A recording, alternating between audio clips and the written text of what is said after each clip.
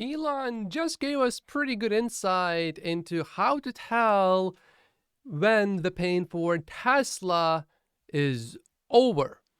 Also, if I was a trader, I would look at this information and use that for entering at maybe not Tesla's bottom, but at a relatively good entrance point. Of course, I'm not a trader, so I'm just dollar cost averaging. To fully understand this, we need a little bit of context, so we will start with that. And all of this is from Twitter Spaces, where Elon was 2 days ago. Would you agree that it makes more sense to reinvest in Tesla than it does to buy back stock? Well, I mean, we're actually, I'd say, we're applying capital at pretty close to the fastest rate that we can spend capital and not be wasteful. SteadyCompounding.com has this beautiful chart. Tesla has best-in-class return on invested capital at 29%. Now, I am happy with a return that just beats S&P 500, which is about 10-ish percent.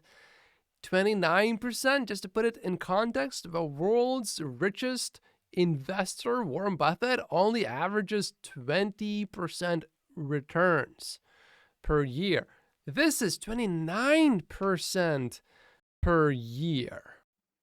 So we're not like saying, oh, let's not spend money on important long-term projects. Like I just mentioned, like the lithium refinery and the cathode refinery,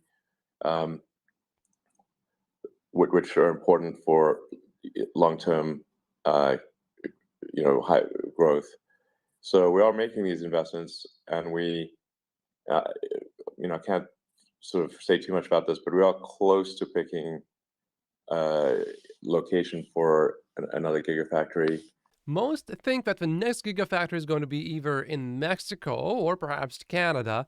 Another possible location is perhaps Indonesia. We have seen Elon Musk meeting with Indonesian officials multiple times this year.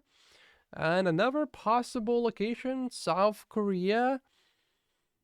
We know Elon spoke to the president of South Korea, but another factory somewhere in North America, so either Canada or Mexico.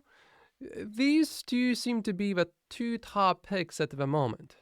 And it makes perfect sense because after the $7,500 EV credit goes into effect on January 1st, the demand for Tesla vehicles in the United States is going to be absolutely mind-boggling. And if we assemble cars within North America, we should still be able to get that $7,500 credit, even if a car is sold in United States of America, but made in Canada or Mexico. But we want to be sort of careful and deliberate about that. So there's a lot of good things that are happening. But like I think the smart move is to take is like we're coming into this like recession, I think, in a very strong position. Like we don't have any debt. We've got on the order of $20 billion of cash and cash equivalents, and that's a pretty great position to be going into stormy waters with. If Tesla had a lot of debt, I would not be comfortable putting 100% of my stock portfolio in Tesla stock. Certainly not, because that would raise some sort of concern for a potential, although unlikely, bankruptcy, but it would be a lot more possible then. So if Tesla, for whatever reason, suddenly takes on a lot of debt, even if it's relatively good debt and there's a relatively good use of that money, I would still keep all of my Tesla stock, but I would start adding other stocks, probably other index funds to my stock portfolio, such as S&P 500. but like I think we want to make sure that like let's just see like how stormy are these waters, and are we talking about a mild recession, moderate recession, severe recession? We don't know yet. So I think it's not like we just want to keep our powder dry, and see what what kind of economic environment are we going to see in 2023. A few things that I am doing personally to prepare for the recession. I am preparing for the worst. I have no debt at this point. We just finished paying off a credit line for one of the businesses that I have, and that's all paid off now. So no matter how the businesses do is going to be just fine. And then the next thing that I'm really doing is focusing on increasing income, because if you don't have cash to buy more stocks or more investments that are on sale during a recession, you might miss the sale of a lifetime. I remember 2008.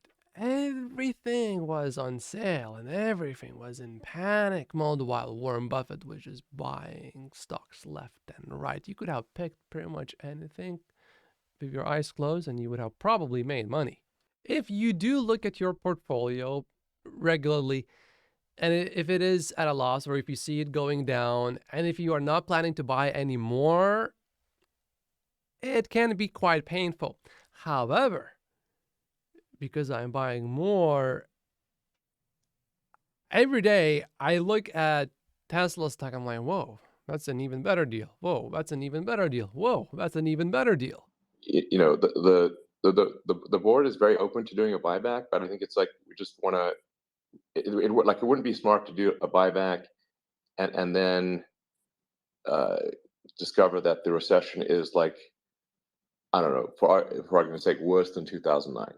This careful conservative approach is one reason why I feel comfortable having 100% of my stock portfolio in Tesla stock. I certainly don't recommend that to anyone, but it makes me feel comfortable hearing this from Elon. And I'm like, that was foolish to have, used up cash reserves uh, for a buyback in the face of a severe recession. So we just need to kind of see what is the nature of the recession, and then if it's looking like, hey, we're doing okay from a cash standpoint, and the stock price is like absurdly low, then at least my vote on the board would be to sort of do a buyback. But that's that's subject to the rest of the board's opinion as well. But my vote would be to do a buyback if once we are able to properly calibrate the scale of the recession, and just make sure that Tesla is healthy and we're not spending cash reserves and putting the company at risk. Um, that would be my concern. Elon is basically saying that by the time Tesla does a buyback, it would be clear what kind of a recession it is, and probably by then the worst of recession would already be over. And then, more importantly, to basically almost directly quote Elon, the buyback would happen if Tesla stock price would be absurdly low.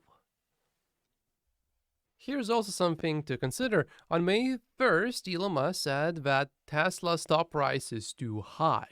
But Tesla stock kept going up anyway, so Elon turned out to be very conservative about that. So if a buyback happens, that means, and if Elon is in favor of it, that means that Elon believes Tesla stock is at absurdly low levels. Now, if it came from any other CEO, that wouldn't mean much to me. But you see, Elon Musk has this track record of saying Tesla stock was too high, while in fact it went way, way, way, way up from that point. If fundamentals of Tesla stay just as strong, this is where I would start to seriously consider maybe I should take some of my real estate, a small amount in relative terms to the total real estate portfolio, and take some of that and convert that into Tesla stock. Perhaps. Maybe. That's something that I would consider at that moment, but it would also depend on what is real estate doing. If real estate is also down a lot, is very much of a point in doing that. I really prefer not to touch my real estate. That is my safety net, just in case something really bad happens, then I know I can fall back onto that. It has great cash flow. I take the cash flow anyway and put that into Tesla stock. Another sign, potential sign of a Tesla stock bottom is when Elon Musk exercises his stock options because he's incentivized to pick the bottom, as that would significantly lower his taxes. And he can be quite flexible with when he does it because he can do it pretty much any time in the next 5-ish years. So if both of these things happen at the same time, Elon exercises his stock options and Tesla does a buyback, that would be a pretty significant indication of maybe the bottom for Tesla stock is here, or maybe it already happened. Like always, of course, not financial advice, and these are 48 reasons why I only own Tesla stock in my stock portfolio. My name is Matt Postis. Like and subscribe if you haven't yet, and I will see you in the next video. Thank you so much for watching.